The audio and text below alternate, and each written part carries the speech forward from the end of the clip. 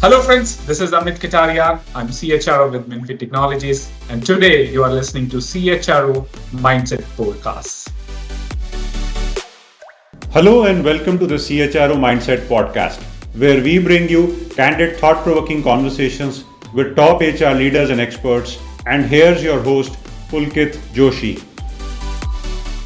Thanks for joining us on the CHRO Mindset Podcast, where we publish an interview with a CHRO leader and capture their unique perspectives on shaping modern workplaces. Join us as we explore the strategic mindset, innovative practices, and leadership insights of top CHROs. Here's your host, Pulkit Joshi. All right, so let's get on with the show. Get ready to be inspired as we welcome the incredible Mr. Amit Kataria to our podcast. With his visionary leadership and unmatched expertise, he has refined the modern workplace. Stay tuned for an enriching conversation that will leave you motivated and ready to take on new horizons. Amit began his career at the renowned Motorola, and he has since led the HCM function at Inside, a Fortune 500 company. He is currently the Chief Human Resources Officer for a cloud-based company named Minfy, which is amongst the fastest growing 100 companies in India listed by Economic Times. Awarded Asia's top 100 HR Power Leader, CHRO of the Year, and HR Excellence Award for 21-22. Amit serves on the boards of numerous global universities where he has helped shape the careers of thousands of graduates in cloud technology. Amit, thanks for taking out time to speak with us today and welcome to the CHRO Mindset Podcast. So let's start off with our very first question, Amit. So if you could give us one piece of advice to your younger self when you started your career in HR, what would it be? So you asked the most impactful question at the starting of it, but I think it's a beautiful one to answer. And I often contemplate when I go back to the journey in HR Toolkit to my younger self. I would say that do not go after money when you are starting your career, right? You should be the one who's focused on what you want to do in your daily life of work. And if you find that work, and even it's paying you less than the competent peers or no, your fellow batchmates from the college, choose that. And I've seen many of my friends doing the same mistake, which often you end up doing because of you see money matters more that time, and then you feel you would be left behind from the career or graph. That is something I would advise. Do not go after money. Go after the passion you have for the work you would be doing whole day of your life, work life, going forward in whatever decades you're remaining as a career. That's one thing that every HR aspirant or everybody who's wanting to build a career uh, must take care of. Okay, so let's get into our next section, which is going to be about the next question that I have for you is that HR has evolved significantly over the years, right? From primarily being administrative to becoming a strategic partner. So would love to understand from you if you could share a personal anecdote or example of how you witnessed or contributed to this transformation in your own career. I tell you the brief about before I start answering this question. The last 2.5 decades, when I'm in part of this beautiful HR community, I've seen it, as the question says, HR role being transformed from the administrative one to the strategic one. And people often get confused about the strategy. Strategy is not about you just bringing the uniqueness and that way you do, but it's about adding the value to business to grow them to the faster pace. And it's been undergoing significant transformation, Pulkit. Moving from Yeah. purely time. Now, when I remember, I used to work on that paper sheets from the decade, 2 decades, all labor laws. The inspector Raj, we call it from that time. Yeah. You have to manually fill those forms, and there was so much of restrictions on you doing that and how you do that. But then evolving it to the one touch operations as of today, everything was on your fingertips. And that's to start with. I see, yes, I've seen many changes happen. And I will bring one or two here, which I think were more impactful, right? So here is that when we started and today, the talent market, as you see in IT, because I will touch from the point that all my 20 plus decades experience being remain in IT companies, the talent market became highly competitive. The size of pie remains same. But now, as India evolved and the growth story of India started shining because we became the numero uno de facto in a IT superpower of the world, it kind of created more challenges for talent acquisition functions for HR to first attract that talent and to second retain that talent. And here, Mhm. the strategic function played very, very important because you as a HR started devising those strategies in order to achieve those business goals. And one is to start with is, of course, the talent management part of it. We as the CHRO, what we see to meet that competitive, we just did not become a company or a function whose job was to attract the talent, right? Its job was, as I said, in from the management, from A to Z of the talent, which meant that your job and your mind share should be in equilibrium with the mind share of delivery from the people from other function, from promoters mindset, from the CEO's mindset, and you become one of the very important moving part of the whole ecosystem when you call it an organization, right? So this is, I think, has become very, very important in this transformation, as you said, from the administrative to the strategic one. When you brought that, the the kind of shift I've seen personally is the talent was there was needed to be nurtured instead of just being finding from the market and be developed. And why I'm telling you, Pulkit, is by nurturing and developing mean the learning and development function came very prominently during the last few years in this function. Earlier, it was not existing when no you were purely administrative because many CHROs of the world did not realize that potential. If you see currently, all the bigger corporations of the world have a full-fledged L&D departments with Yeah. their respective VPs handling that. Why so? That speaks about the strategic nature of the HR function, right? And second, and I won't keep speaking on this, but this is personal favorite to me, and I think it should be answered in a way that the strategic nature of HR did touch about building the culture aspect of whole organization, right? Yeah. If I remember the days, when I came out of the college, there was a subject called organizational development, and it was a very small 1 or 2 page, I think, subchapter of a bigger part of my academics where cultural was mentioned.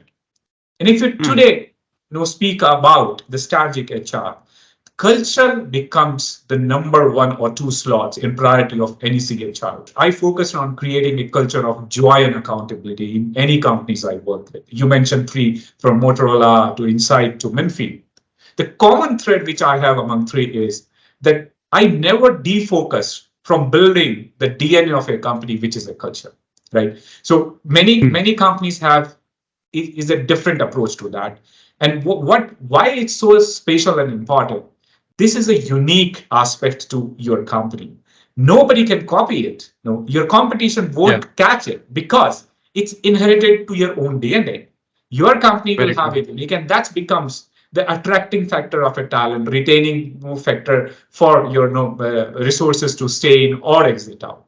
So these are the Yeah. two things which now I want to share, Pulkit, from the time if you see that how the administrative nature of HR has evolved into strategic nature from seeing talent not just as a resources but are the most important piece of the puzzle where you need to nurture and develop them, creating L&T functions in between to align everything to the business strategy.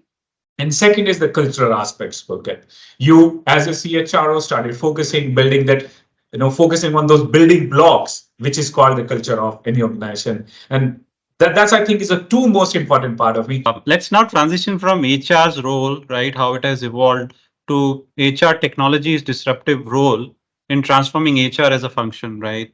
And that leads to my other question, which is, in your experience, what are some of the most significant changes in HR technology that have had a profound impact on how HR as a function operates? And if you can share a story about implementation of a specific HR tech solution, that revolutionized a process or yielded any tangible benefits, for any transformation, massive transformation that you carried out for your organization.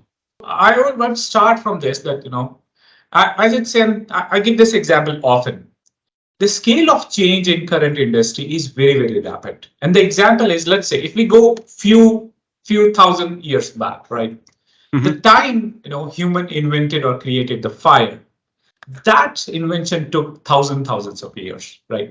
From fire, it became, when we started developing wheels, and when we started living as a society, it took again hundreds of years, right? And then Yeah. come industrial age, right? Industrial age with machines development and all that took only decades, right?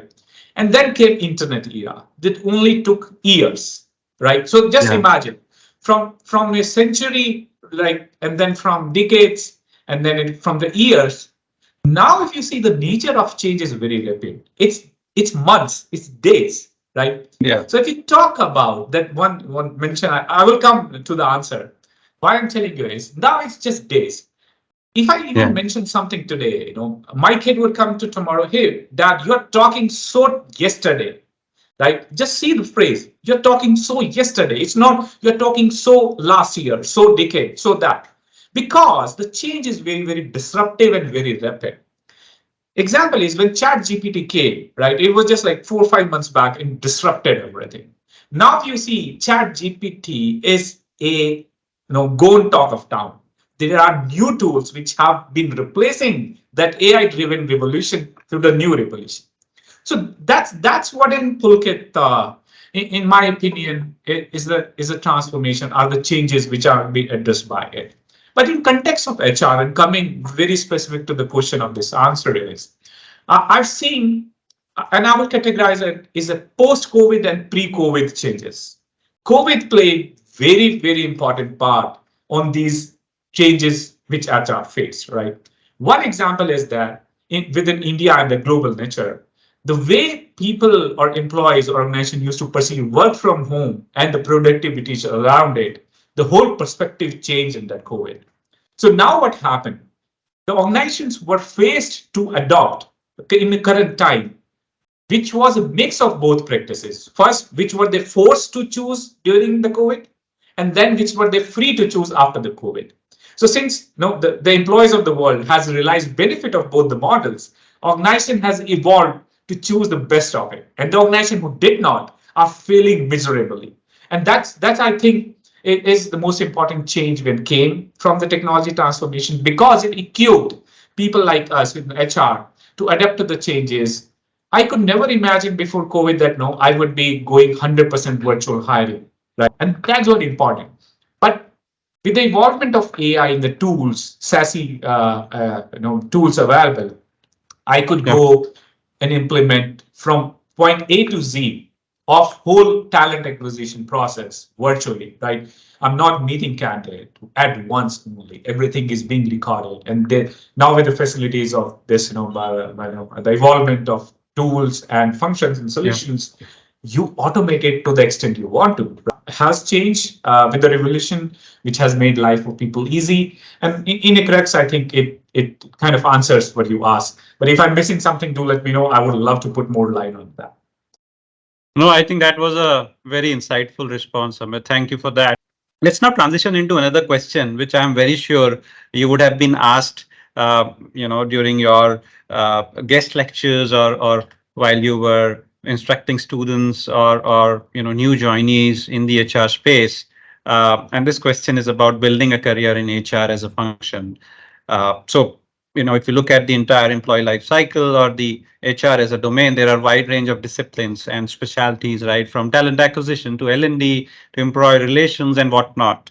So, how would you recommend aspiring HR professionals to identify their niche or specialization within the HR function? The field of human resource is indeed very vast, Pulkit. It's so huge that we cannot contemplate the depth of it. And it offers really a wide range of specialities for all HR aspiring professionals coming to it. But what I say that if you are, happen to make a choice, it could be influenced by many factors. And prominently, if I can recall correctly, or if, based on the experience I have, it is either your personal interest or, you could go with your strengths and then you choose what matters to you or where you feel very strong or HR, if you're coming to that, what is important for you, or maybe you would be in better position to help your career decision. And the first one is that, and I tell it often, if you're thinking to making your career in HR, do not restrict yourself, right? And what I mean by that, you should go and explore all the facets, which just means that all modules, all functions, starting from, if it's, let's say HRBP role, from the journalist, you've been working on the payroll, you are working in talent acquisition, recruitment part of it, then you are probably in tool automation, HR analyst, right? And many other fields. So you go gain experience in any field, any functions which is there available for you, and then make a very comprehensive understanding about it. Till that time, you don't experience. No, you would only be making decisions based on the biases. That means based on the people which have told you, or maybe you have read it, but not on the hands-on experience, right? So what I see is when you're starting or thinking about HR, even if you're in college, go to this industry, go to the people who are in HR, or maybe can give you opportunity to work or have a feel of the function altogether, and do the internship. Or if I say the not the correct word internship, but expose yourself to the old functions of HR, working in any capacity. And I will circle back to the same thing. Do not ask, or maybe kind of I don't know, just be held back on something which is called money, that unless this organization pays me this much of stipend, I will not start working as an intern, or maybe I don't seek opportunity. And this should be your continuous efforts. Yeah. Typically, MBA courses and all courses which you come out from requires you to do one internship, summers and winters, and one project. Yeah. That's I think is kind of probably flaw of our academics, that we are focused on this theory part more, whereas I feel we should be more focused on what industry requires you to be, or maybe practical part of it. So spend as much as time as you can learning within the organization, not outside the organization. Your college is very, very important. Academics is part of it, theory is a part of it. Do capstone projects without your professor asking you to do that. As many capstones or projects or internship you would do, it will give you more information. It will equip you with the more wisdom to choose what you want. And one that is one part, saying that explore the all facets. Second is, which is again very important. Once you explore with that, now align yourself to your interest and strengths, right? So just for an example, let's see, if you work with organization, and you work with payroll, you work with talent acquisition, you work with HR analytics and many other functions, but you suddenly realizes, okay, I'm very good in dealing with people. I love talking. I know I love spending time listening problems to our employees. It tells you something. It tells that no, you are fit for one particular role within HR if you enjoy this. Not to be kind of countering the choices of career, but then after you face everything in within function, start aligning your interest to what have you done in the part of your job which you want to do day and night. And the very important part, Pulkit, here is job is not one day, right? This is the thing you would be doing every day of your life, whole work life for next 30, 40 years, whatever professional career you want to choose. An important part, which from my personal experience, Pulkit, if you wake up early morning or in the morning, whatever time, and you don't feel happy about what you're going to do in office or at your work, something is very seriously wrong in your work life. Yeah. Why? Either you are not enjoying the work, either you lost that passion which you started your career with, or there is no motivation for you to do or achieve at your work. So that is something. Instead of you regretting that later, it's very, very Mm. I think impactful if you align it before even you start your career. Right? These are the two things which I covered. Third, and again, is very, very important. And it's kind of, it's kind of summarizes everything, is that you have to constantly keep learning or upskilling or reskilling yourself. And the classic Yeah. example is the old CHROs of like the generation of us who started with paper pencil, and then we kind of adopted to Excel, and then we kind of adopted to AI tools, and now God knows what's going to come and what not. But then let's take an example. If I, as a HR head or CHRO, kind of decided to stick to the paper only, hey, I don't like working with Excel and computers. My favorite approach is, I want to fill paper-based sheets. I want to do my performance assessments on paper only. I don't like doing this and that. Just imagine, could I handle a function of 5,000 people with that manual approach? It would take me a whole year to even get the forms filled, right? So that is in context that is one just example of being open to learn.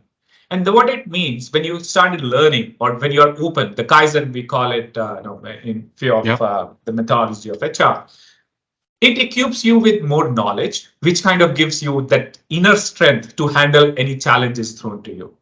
And very hard fact about this market is, or any market or job is, there is always a competition to beat you, right? There are more people than you imagine in this market to replace you in any given second if opportunity comes, right? And it's a jungle, no, I tell you. So if you see the national geography or discovery, there is a one gazelle, and there are only 3 4 lions, and in herd of thousands of that gazelles or all the hunted animal, one is chosen and being eaten by the predator. Why?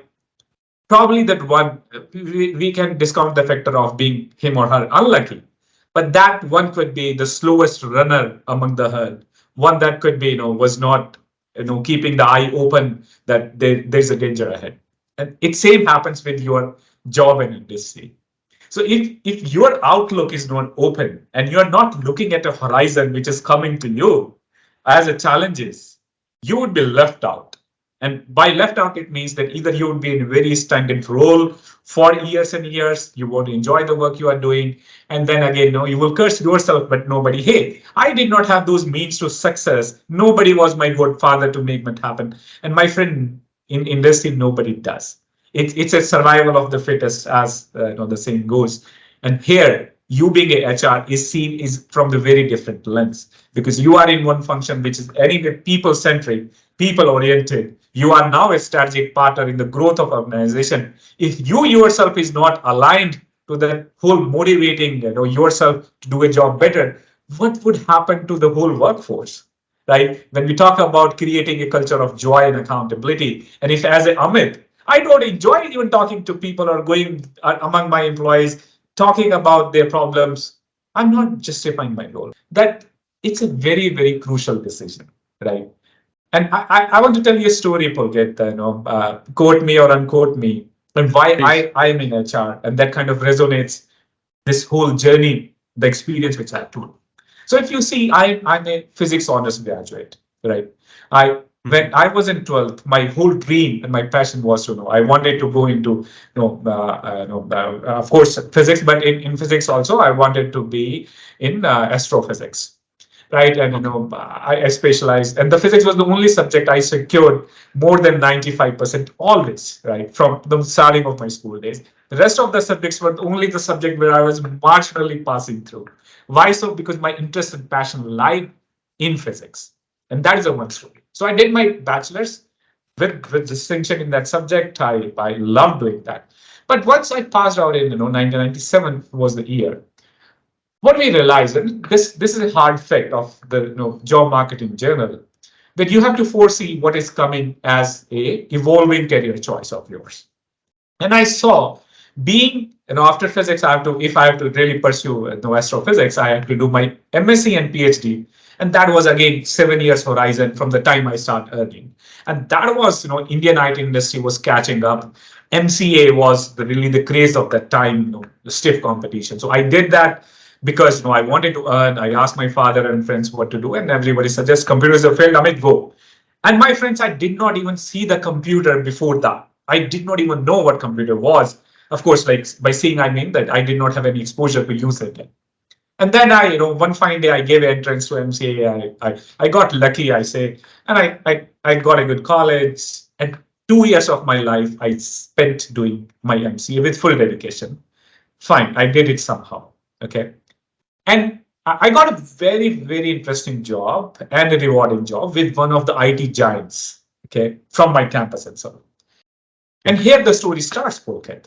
And it will resonate to my younger freshers who are joining, thinking to join. When I was sitting in that company's bigger, broader, the fancy boardroom, The whole 4 or 5 days, all I see that HR people coming to us. We were a cohort of 7 people that time from the same campus. Fill this form, fill that form. It's a lunchtime. Go here, go there, do that, come back, fill this form again. Let's start this induction. Let's do that. And after 4 or 5 days, I realized, no, nothing. No, this job is nothing. No, the whole power center of the company are these HR people. These are the one who holds the power. They are dictating everything from A to Z to us. We are just mere, as it said, dolls on their hand. And there I realize, Pulkit and my friends from the audience, that I want to be in HR. Forget about everything. I want to taste this power. And from the whole idea, this started. So, of course, then I gave my CAT, MAT, all examinations, and I took admission in one of the renowned MB colleges. And that's the story I landed up being in MBA. I did it and I got placed in Motorola. Coming back to the same question, let's see. Now it comes that had it been the case that when I was exposed to this whole HR gamut, when I was choosing my graduation, even UG is talked about, my journey to choose my preferred career choice would be lessened by few years, right? And that would have made significant impact on the achievements of me as an individual. And then, of course, the kind of experience I counted nowadays. As you said, with 20 plus years of experience, Amit, you would have said with 25 years of experience with Amit, big this and that.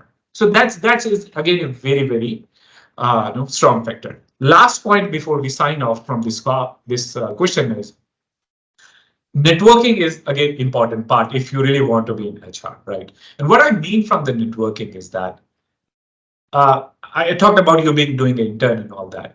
So here, networking in your perspective means that you should start speaking to HR people more often, right? So one part is you're taking a practical knowledge. Other part is that let's go to the networks like LinkedIn and all that. As this beautiful podcast like we are doing today, engage more, participate more. Wherever you see something is happening in HR space, be a part of it. Or start knowing the people who you want to become like, right? So idealize few personalities in your life in HR, then reverse engineer, go back, see what they have done in their life, how they started, and kind of take the quotes from their life and start to replicate their career journey in a betterment of your interests, careers, your exposures. So that's how these 4 parts, which I said, no, I've just covered, is that you really need to expose to the all facets of HR. Second is that align yourself with the interests and strengths within HR, which you want to do whole day of your work life. Third is you just do not stop. It has to be a continuous learning for you. Always look for the opportunity which gives you more knowledge and wisdom. And of course, last but not the least is the networking part of it. Always go to the events, enjoy the postcards, go to TED Talks, go to the events, listen to them if you have a free time. And that's, I think, Pulkit, my few cents on And I'm sure a lot of CHRO aspirants would benefit from this guidance, right? All practical, possibly none of it was theoretical. So amazing answer. Let's now change tracks and get into how must the recruitment function stay tuned with the new disruptive technologies that are coming in, right? Um, my next question for you is, in today's remote work environment, virtual recruiting has become super essential.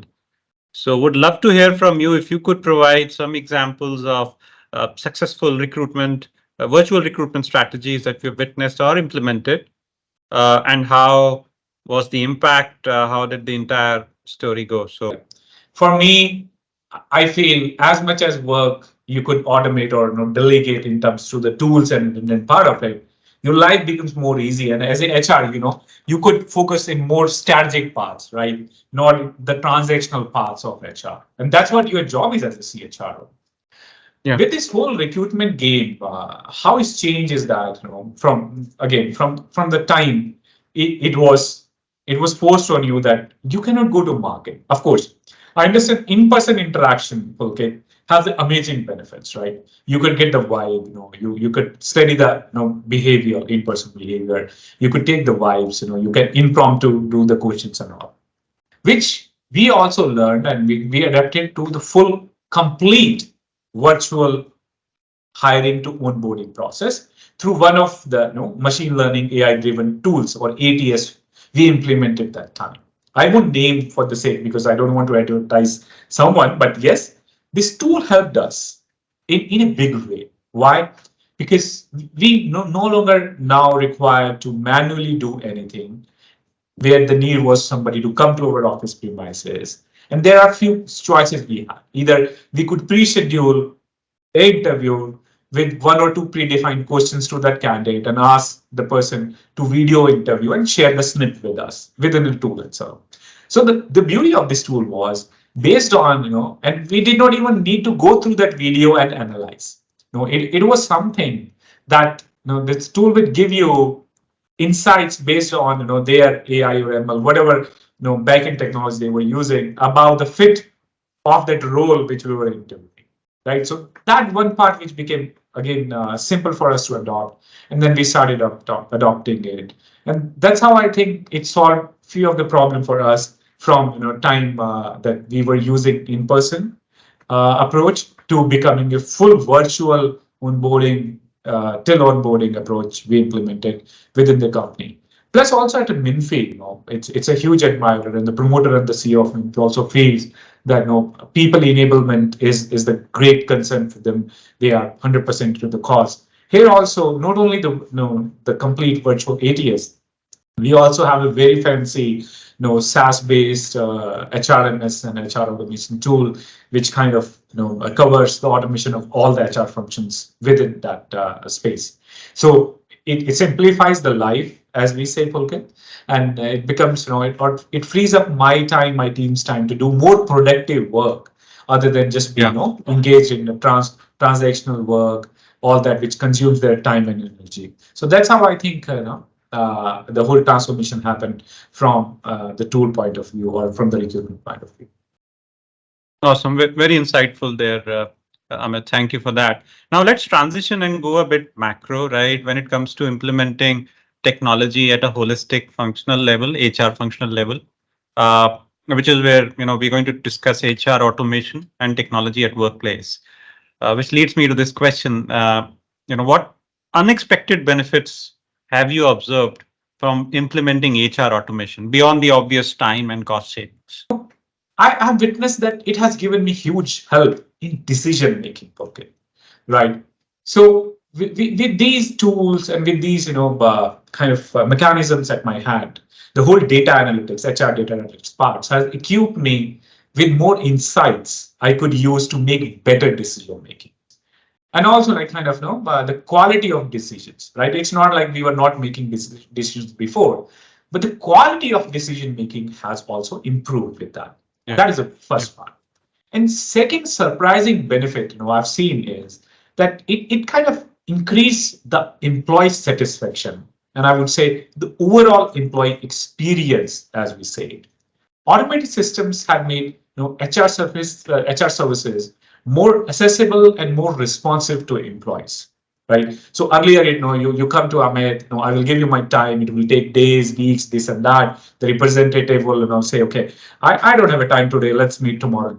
But these tools, it's instant. You just go to calendar and see, okay, if Amit is free, put 15 minutes call and you will be there.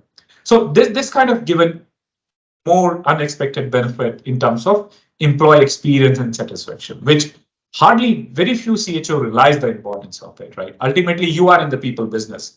Their happiness is your happiness. And you would laugh on me on telling this one experience that because I strongly believe in people power. I had one seat created in Hanu inside, which the role and title was a chief of rockstar happiness, right? And we used to call rockstar to every employee. There was no word called employee in Hanu when I was working there. So we used to mention everything as a rock star. So just imagine I had a person reporting into my seat by the role of chief of rockstar happiness in a general term, like chief of employee happiness. So that was a dedication we had, and these tools only enabled us to do that.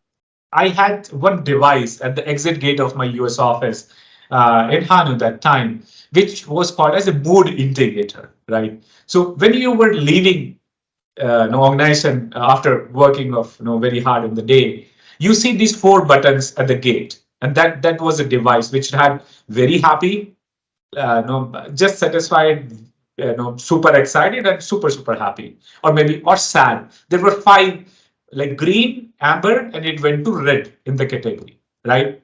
So, and it was an exit. This device was a at the exit gate, and this was an automated device which was linked to our servers, our HR systems.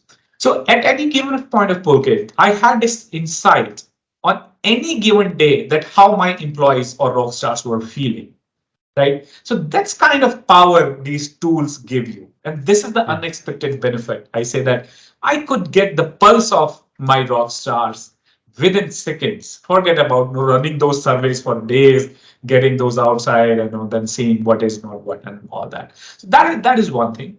I think I've already given, but yeah, one more thing, one benefit I also see and realize is that it's an area of talent acquisition as well. These the tools, the use of AI power tool, as we discussed, has kind of shortened the whole journey of talent acquisition, talent experience. And the core of it is candidate experience.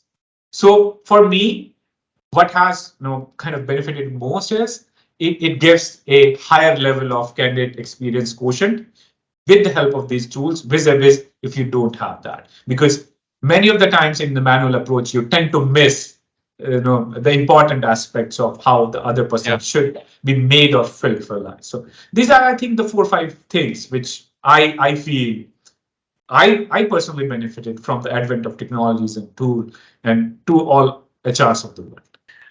So, are there any books that have significantly impacted your leadership journey and left an impact on you? We'd love to, hear more about those transformative reads that have shaped your professional growth.